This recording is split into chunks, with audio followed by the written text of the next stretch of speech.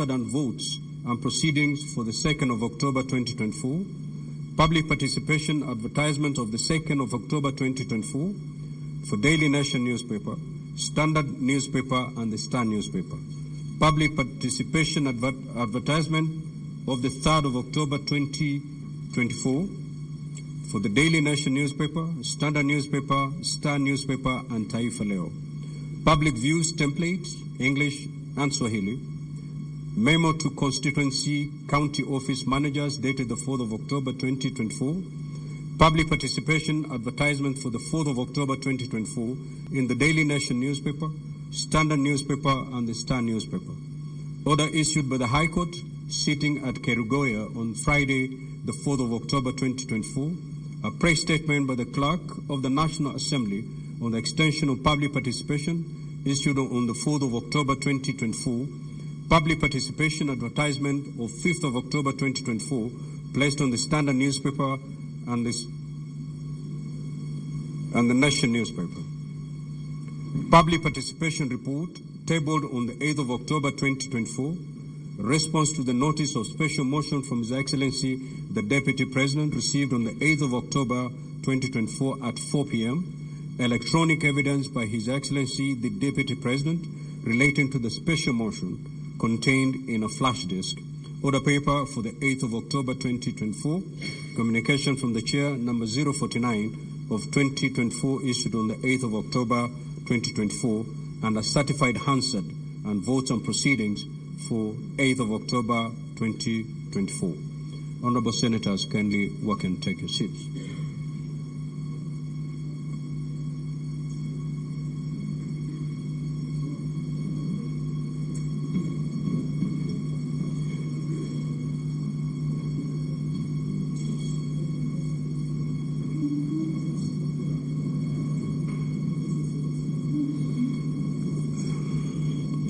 Honorable Senators, this impeachment motion is unique and unprecedented, as it is the first ever to propose the removal from office by impeachment of a Deputy President of the Republic of Kenya. This moment calls for deep reflection on the critical responsibility of the Senate in investigating such proposal for removal of state officers from office. Senator Eddy, be attentive. The impeachment process is a fundamental tool of legislative oversight and a crucial aspect of the constitutional mechanism for checks and balances. The process is invoked by legislatures and in particular, in our case, Parliament and county assemblies as a safeguard for good governance and integrity in public service. Now, Honorable Senators, as you may well be aware, the Senate has been entrusted by the Constitution with a singular role to sit as a quasi-judicial body to investigate any proposed removal from office by impeachment of the President, Deputy President, county governors, and deputy county governors, and to make a determination on the alleged infractions of the Constitution and other laws. As this matter comes before you, I cannot underscore enough the immense public interest that this matter has elicited, and for good reason.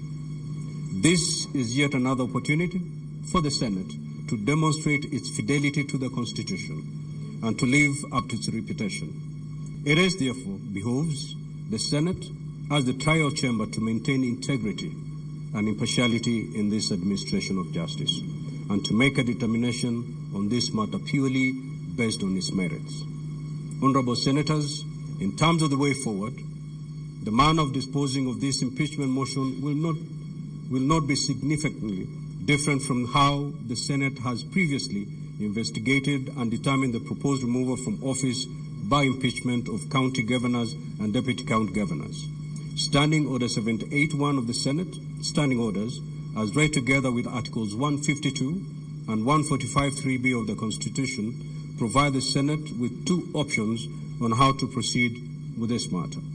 Senate may, 1, by resolution, appoint a special committee comprising 11 of its members to investigate the matter, or 2, investigate the matter in plenary. In this regard, the Senate Majority Leader will, at an appointed time during this sitting, give a notice of motion and move a motion for the establishment of a special committee. Should the motion be carried, the special committee will investigate the matter and report to the Senate on whether it finds the particulars of the allegations against the Deputy President to have been substantiated. In the event that the motion for the establishment of a special committee does not pass, the Senate will proceed to investigate the matter in plenary. Consequently, I will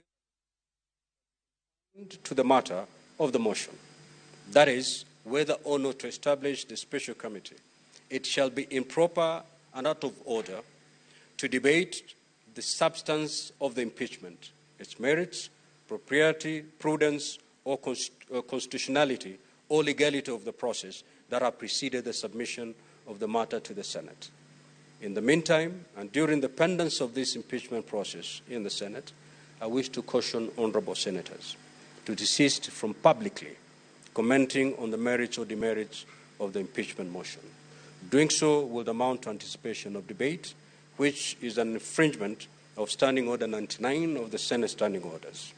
Honorable senators, to make it clear, it shall constitute gross disorderly conduct within the meaning of Standing Order 122 for a senator to make comments, whether written or spoken, in relation to the conduct of the Deputy President or the impeachment process, which is outside the confines of the impeachment proceedings, as such comments may prejudice the just outcome of this matter. As I conclude, I urge all honorable senators to stay true to the oath of office and exercise the highest level of responsibility on this particular matter. I thank you.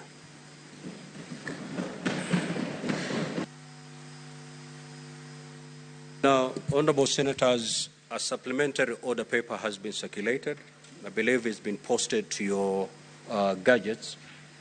You may now abandon the order paper that we have been using earlier on and switch to the new order paper. Clerk, you may now proceed to call the next order. Order number 6, notices of motion. The majority leader. Mr. Speaker, sir, I rise to give notice of the following motion, which is the establishment of a special committee to investigate the proposed removal from office by way of impeachment of His Excellency Rigathi Gachagua, EGH, the Deputy President of the Republic of Kenya. That whereas pursuant to Article 151B and 2 and Article 145 of the Constitution and the National Assembly Standing Orders number 64 and 65, on the 8th of October 2024, the National Assembly approved a special motion for the removal from office by impeachment of H.E. Rigathi Gachagua, EGH, Deputy President of the Republic of Kenya. And further, whereas by letter reference NADLP TBO MTS 2024-025, dated 8th of October 2024 and received in the office of the Speaker of the Senate on the 9th of October 2024. The Speaker of the National Assembly informed the Speaker of the Senate of the approval of the special motion by the National Assembly and further forwarded to the Speaker of the Senate documents in evidence of the proceedings of the National Assembly. And whereas pursuant to Article 145(3)(b) of the Constitution, further forwarded to the Speaker of the Senate documents in evidence of the proceedings of the National Assembly. And whereas pursuant to Article 145(3)(b) of the Constitution, as read together with Article 152 of the Constitution and Standing Orders 78(1) and 79 of the Senate Standing Orders, the Senate may by resolution appoint a special committee comprising 11 of its members to investigate the matter. Now, therefore, pursuant to Article 145(3)(b), the Constitution as read together with Article 152 of the Constitution and the Standing Orders of the Senate Standing Orders, the Senate resolves to constitute a special committee to investigate the proposed removal from office by impeachment of H.E. Rigathi Gachagua, EGH, Deputy President of the Republic of Kenya. I thank you, Mr. Speaker. Next order. Order number 8, motion, establishment of a special committee to investigate the proposed removal from office by impeachment of His Excellency Rigathi Gachagua, EGH, the Deputy President of the Republic of Kenya. Majority Leader.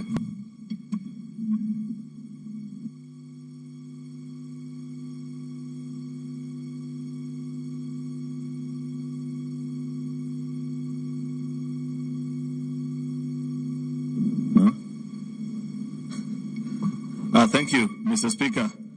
Mr. Speaker, there is a motion on I beg to move the following motion: the establishment of a special committee to investigate the proposed removal from office by impeachment of H.E. Rigathi Gachagua, EGH, Deputy President of the Republic of Kenya.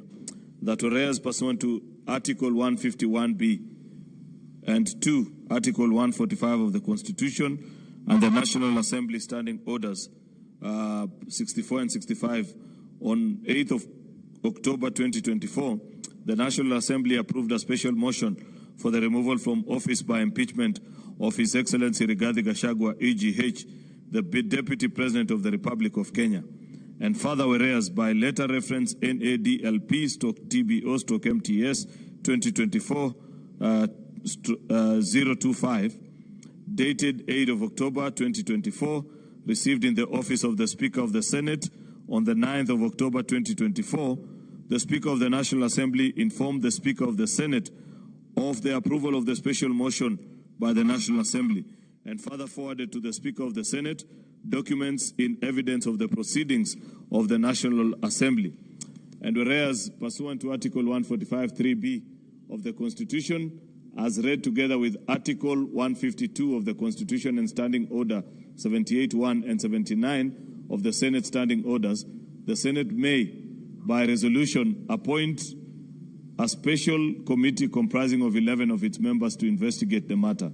Now, therefore, pursuant to Article 145(3)(b) of the Constitution, as read together with Article 152 of the Constitution and Standing Order 78(1) of the Senate Standing Orders, for the first time, the Senate of the Republic of Kenya is being invited to conduct an impeachment hearing of a deputy president. Much as this is constitutional, Mr. Speaker, it's the first time that this is happening. And there is a proposal before us as a House, as per our standing orders, to either consider this matter. We have two options as per our standing orders: to either consider this matter by a special committee or the plenary. The motion before us, Mr. Speaker, is a proposal to the House that we select 11 of our members from both sides of the House to consider this impeachment and advise us, Mr. Speaker.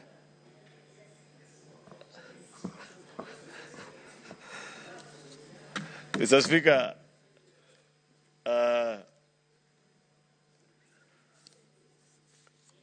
don't know what is the excitement in the House. I have said already that this has never happened before. But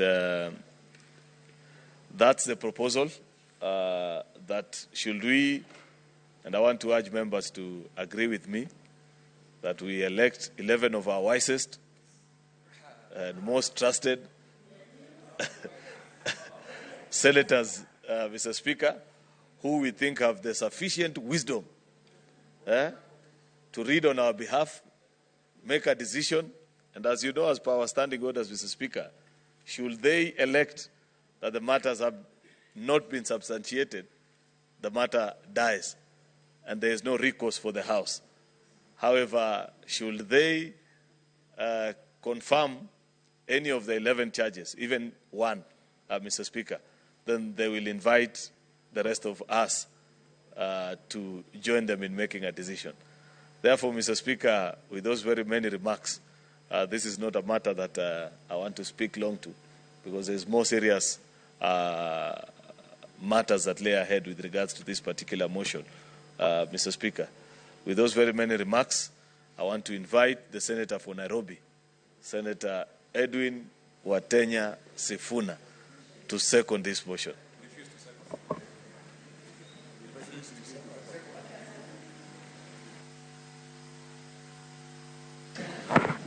Thank you, Honourable Speaker. As you have indicated in your communication, indeed this is a matter that is extremely unique, that has elicited immense public attention, and therefore, Honourable Speaker, given the mood of the House and especially on the minority side, I respectfully decline to second that motion.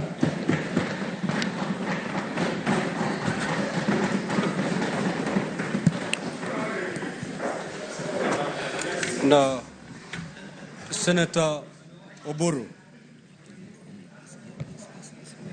Order, Honourable Senators.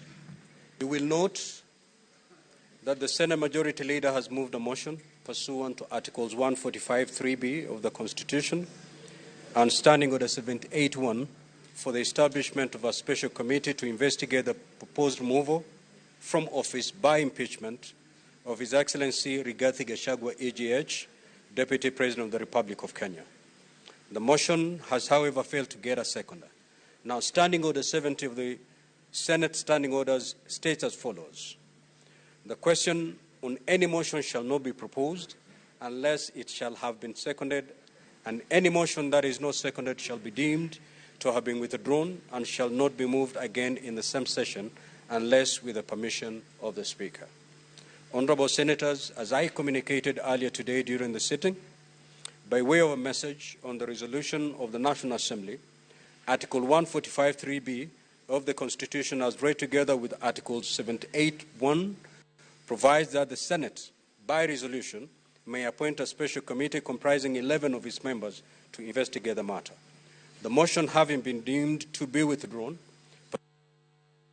pursuant to Standing Order 71, the proposal for a special committee is defeated.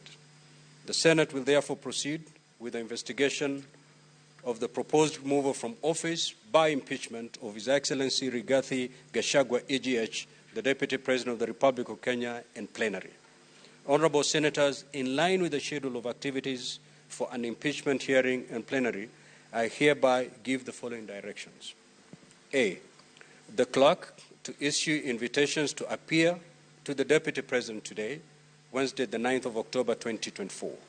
B, the clerk to issue invitations to appear to the National Assembly today, Wednesday, the 9th of October, 2024. The parties to file their responses with the Office of the Clerk of the Senate by Monday, the 14th of October, 2024, by 5 p.m. D, the clerk to circulate documents received from the parties, including the plenary hearing program, to all honourable senators upon receipt on Monday, 14th of October, 2024. And the Senate shall then investigate the matter in plenary on Wednesday, the 16th, and Thursday, the 17th of October, 2024. The Senate is accordingly guided.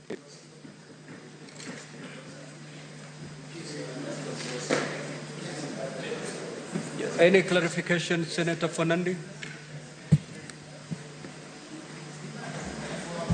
Mr. Speaker, looking at the directions that we are given, I want to agree with the Senate Majority Leader that this matter is very unique.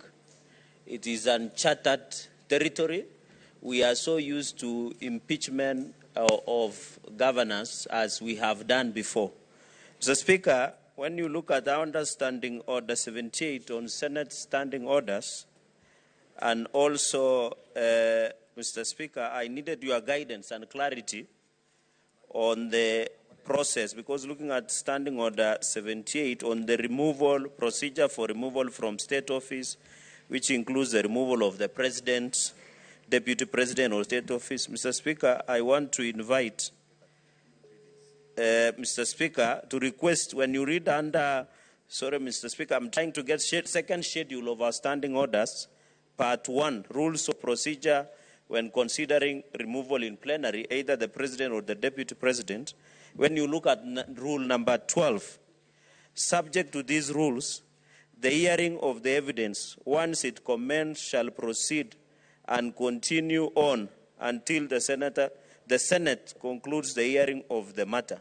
So, Speaker, this extrapolates itself from Article 145, 150 in the removal of either the President or the Deputy President, considering this a matter of national interest. And it will involve a lot of process of evidence producing and many other procedures. So, Speaker, considering the immense, would it be in order to request that, as per your direction, you increase even an extra day? You know, Mr. Speaker, they say justice should not be seen, should not only be seen, but to be seen to be done. Oh, okay, Mr. Speaker. Order, Honorable Senator. Mr. Speaker, I'm happy. Let the Senator Fernandez say it the way he understands it. Yes. Proceed. And Mr. Speaker, I am directly translating from my Kalenjin mind, so members will have to bear with. Mr. Speaker, justice should not only be done, but should be seen to be done, Mr. Speaker. You know, we went to group of schools, some of us. Mr. Speaker, the point I wanted to make is that since the plenary process will allow Kenyans to follow, would it be in order whether we convict or acquit, because the law house, which was pre-trial chamber, and this is the real trial chamber, Mr. Speaker, where we shall be looking and setting precedent for future impeachment. I'm not predicting that there will be impeachment of president or deputy presidents in future, but Mr. Speaker, the point I wanted to make, and I don't know why Senator Sifuna is irritated. You'll have your time. Why are you worried? Mr. Speaker, that is what I want to conclude by saying, Mr. Speaker, just add an extra day so that the accusers, which is the National Assembly, can have elaborate time to present their case, and also the Deputy President can have the time to present their case. So that the accusers, which is the National Assembly, can have elaborate time to present their case, and also the Deputy President can have the time to present their case. So that, Mr. Speaker, when they move to another fora, they will have opportunity of not of having the opportunity of being given a chance and the principles of natural justice. I thank you, Mr. Speaker, and thank you for that indulgence, and I will properly be guided. Thank you. Senator Fernandez, as we sit here, we don't know the number of witnesses that will be called. We don't know the volumes of documentation that will be filed. And therefore, let us go. That's the march we are going to do as a Senate. No party will leave the Senate complaining about inadequacy of time to plead their case. Yes. Thank you very much, Honorable Speaker. And we conform to the directions that you've given and the communications that you have also given. And I actually agree to the wisdom of the Senator for Nairobi, that this is a matter of serious public interest. And the matter that is before us is so weighty, it cannot be left to the hands of 11 people. We need to hear it in plenary. And I also want to plead, based on two arguments, Honorable Speaker, looking at the communication that you've read, the number of grounds that have been said that are founded in this motion, Honorable Speaker, of impeachment. There are 11 grounds, Honorable Speaker. And in the experience that we have had as a House, I think this will be the highest number of grounds that we have ever looked at in as far as processing a motion of impeachment is concerned.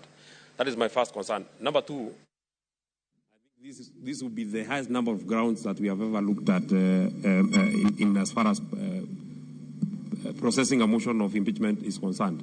That is my first concern. Number two, when we last dealt with the last impeachment of Governor for Meru, the reason why we were rushing against time and we didn't have to, we didn't allow members to debate and give their input. And I would not want us to get ourselves in that kind of a situation. That members want to give their contribution, they want to convince the others, because the reason why a motion, we have to debate on this motion is that I can convince the other members that I think the Deputy President should be removed or should not be removed. And we didn't get that opportunity during the last sitting. Why? Because the list that had been gazetted for that particular removal were lapsing that particular day and we had to vote. We had to start voting before 12. So if we get ourselves in the situation that you said that we are processing this motion on Wednesday and Thursday, and it is Thursday, we are almost done with the proceedings at Thursday, 11:30. Then we don't have time to debate. It is upon this reason why then, even if we leave the 2 days that you have communicated, then we need to leave it open that if we find ourselves that we are just done with witnesses, both the accusers and the ones that are being accused, the defense team, Honorable Speaker, if you are not able to debate, then we can come the next day, debate and take a vote. We should not then hurry this process as we hurried the last process, and it's not that we hurried it because we wanted. Many members wanted to contribute. It is the reason why the voting was very acrimonious. That's what. Thank you very much, Daktari, for that. Nyadaro is far, and we have small challenges. It was very acrimonious here. You saw many members here, you know, and it was not very neat. I would not want us to. I would not want to find us in such a situation. I wish you'd allow that even if we get to Thursday and you have not gotten to debating, you can allow us to come on Friday, debate and vote.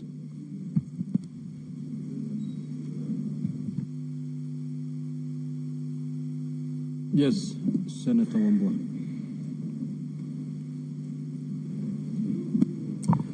Thank you, Mr. Speaker. Mr. Speaker, just two things. One is on the matter of your communication about how then we conduct ourselves from today going forward. Mr. Speaker, you have given direction. These phones. You have given direction, Mr. Speaker, that members should restrain themselves from making public utterances, especially on the substance of this impeachment, which is a good direction, Mr. Speaker, because we are going into a long weekend and we're engaging with our constituents. The temptation to prosecute this matter even before it comes here is very high. So that caution is good, Mr. Speaker. Only that, Mr. Speaker, I will hasten to add that listening to the public wherever I go, and I don't go to a lot of places, Mr. Speaker, the whole world, the whole country is looking up to the Senate for justice to be seen to be done. In fact, there wasn't so much attention on the proceedings in the National Assembly. I don't know, people saying, let's wait for this matter to go to the Senate. Mr. Speaker, this is a time that then the Senate of the Republic of Kenya must demonstrate real leadership. And the prayers that were being made by Senator Cheragay and Senator Medhu sit very well. That, Mr. Speaker, the assurance you have given that both parties will have sufficient time to prosecute their cases and to do what they have to do. Mr. Speaker, let that assurance also go out that the judges sitting on this matter will also have sufficient time to reason, to caucus. Mr. Speaker, and when there is need for even members to take time off, 30, 40 minutes, to caucus and steer this thing properly. So, Mr. Speaker, we don't have, I would really hate to see a situation where we end up the way we did with the Kawira case, the Governor Kawira case, where the last minute of voting is so chaotic, Mr. Speaker.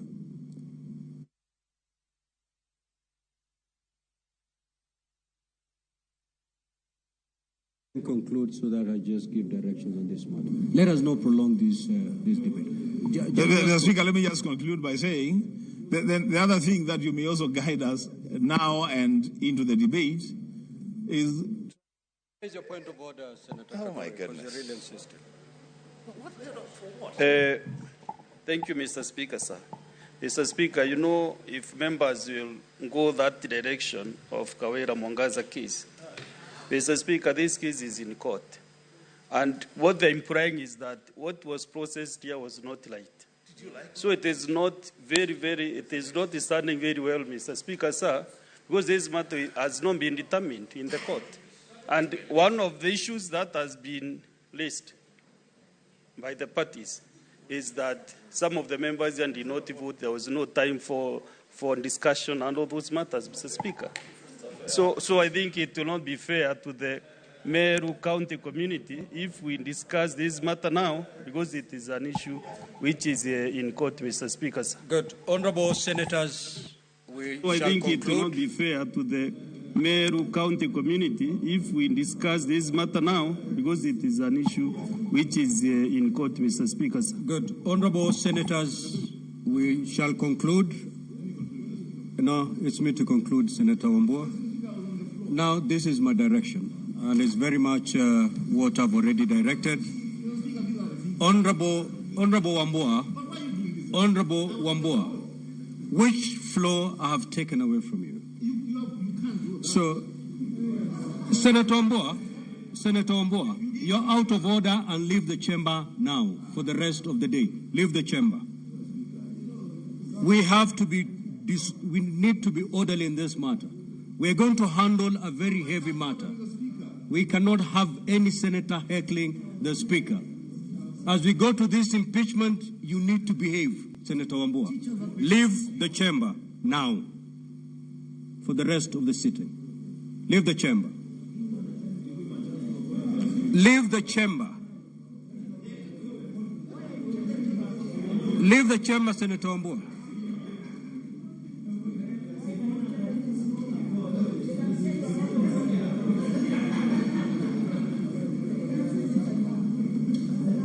Honorable Senators, the chapter we are just about to open, the process we are just about to undertake is extremely heavy. The country and the world is watching. Decorum is the least we'll be expecting from members. Senator Fernandi has raised a valid concern. Upon reading these charges, we have 10 days to conclude this process. To be called by each party. Once we see the documentation and the list of witnesses, and it becomes obvious that we cannot conclude this matter within 2 days, we have Friday. And therefore, let us cross the bridge when we get there. But one thing I want to assure the country is the Senate is going to do justice in this matter. All the parties are going to be given a fair, they're going to have their day in the Senate. There will be zero complaints after the conclusion of this matter. Let's rest it there, Honorable Senator. Next order. Order number 9, procedural motion to hold sittings on Monday, 14th October 24, and alter the hours of meeting on Tuesday, 15th October 2024. Majority Leader. Let's make progress, Senator Fatuma Dulu. Mr. Speaker, Let's make progress. I beg to move the motion, which is for the Senate to hold sittings on Monday, the 14th of October 2024, and to alter the hours of meeting on Tuesday, 15th of October 2024. That notwithstanding the resolution of the Senate made pursuant to Standing Order number 32 of February, Order number 32 on 15th of February 2024, and 26th of June 2024, 19th of August 2024, and 17th of September 2024, and the approval of the Senate calendar, regular sessions for the third session 2024. The Senate resolves: 1, pursuant to Standing Order number 34-4C,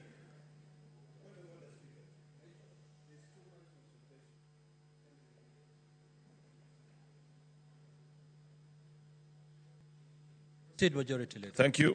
May the Majority Leader be heard in silence. Pursuant to Standing Order number 34-4C, to hold its sittings on Monday, the 14th of October 2024, starting at 9 a.m.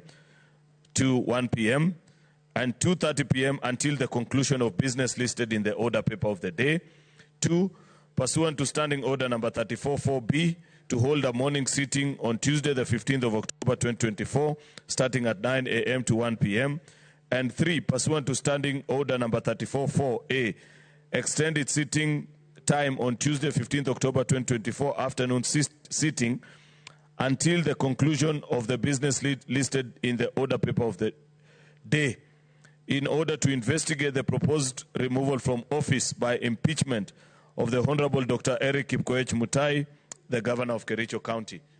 Mr. Speaker, sir, this is a procedural motion. And we have pointed out that for lack of flair in drafting both the special notice, special motion such as this, and the order, Gazette notice, Mr. Speaker, we found ourselves with the challenge which many of our colleagues are actually discussing right now, where they felt that in handling of an impeachment procedure, we had too much to do within such a short time. And therefore, Mr. Speaker, if you see the way the motion has been drafted, it is until the business listed on the order paper is concluded on that day. So it's not unusual, Mr. Speaker, that we leave this house on certain days at 2 a.m., 3 a.m. Has happened many times before, Mr. Speaker, because impeachments have got serious consequences. And impeachments, Mr. Speaker, are almost the last resort in a dispute resolution, Mr. Speaker, between the parties that are before each of us. Therefore, Mr. Speaker, I want to urge senators, given if they approve this timetable, next week will be quite a heavy week for senators. On Monday and Tuesday, Mr. Speaker, we have this impeachment. You have just given direction, Mr. Speaker, that on Wednesday and Thursday as well, we have the impeachment motion or process of the Deputy President. Therefore, a lot of energy is required from senators next week. So all the senators, including the young ones like my kid brother Eddie, Mr. Speaker, need to spare energy this weekend, and so that next week they have a lot of energy in the House, Mr. Speaker. Mr. Speaker, finally, is just to note, Mr. Speaker, that this is a simple procedure motion, which I don't expect that there'd be a debate about. It's just agreeing on the times so that we can get the response and begin on the process. With those many remarks, Mr. Speaker, I beg to move and request Senator Okongo Omogeni, my neighbor from Nyamira County, to second. I thank you, Mr. Speaker. Senator Okongo Omogeni. Thank you, Mr. Speaker. Sir, I stand to second the motion by Majority Leader and the Senator of Kericho, my neighbor, and I agree that the matter is weighty. The Senate is on the spotlight. This is the time we need to demonstrate to the country that we are fair. We can discharge our functions impartially without fear and favor. And I second the motion, Mr. Speaker.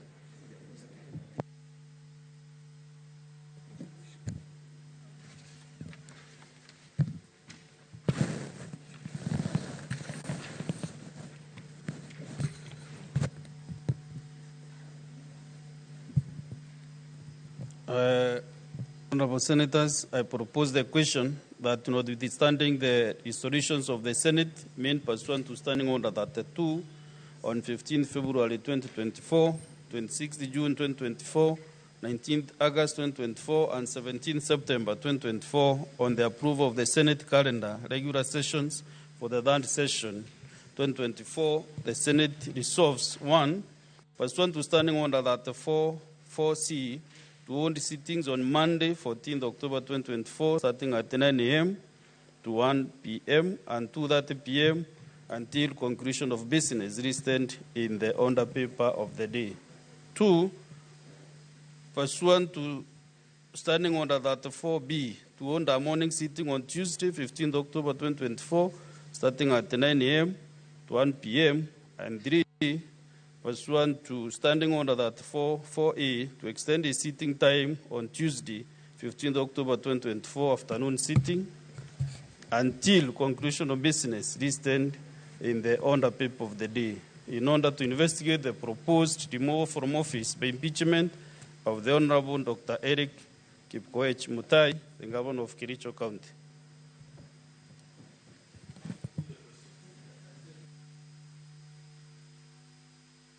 Honorable Senators, I can see a few senators lined up here on my screen.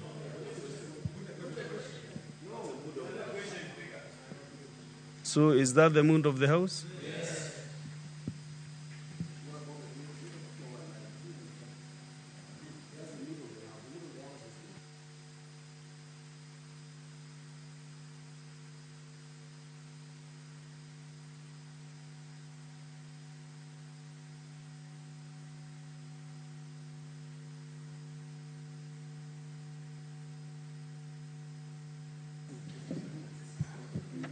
Now let me hear the wisdom of Senator Sigei Wakiri.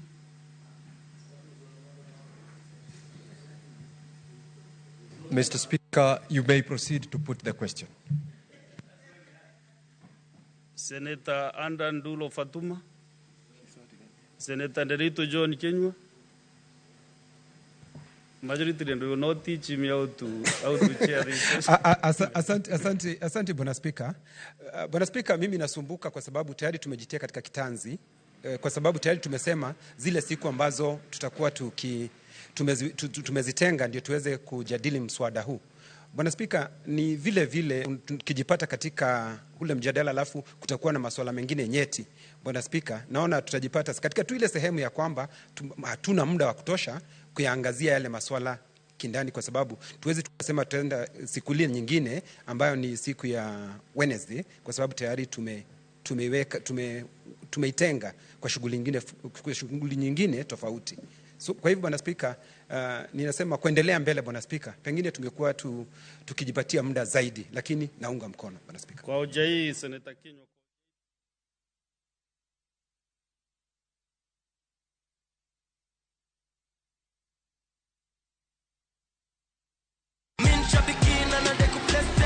Brate, huu mwezi usiache life ikuweke kwa kona.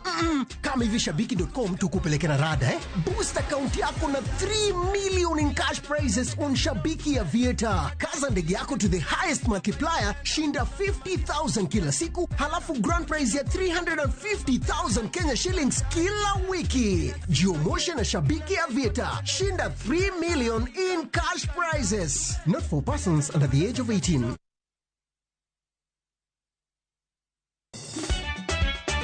Tugo koro eka iyo chacho. Party.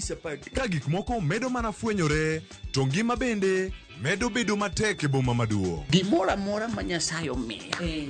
Okawene jachien. Yud mor e ngimani kokalo e gik matin.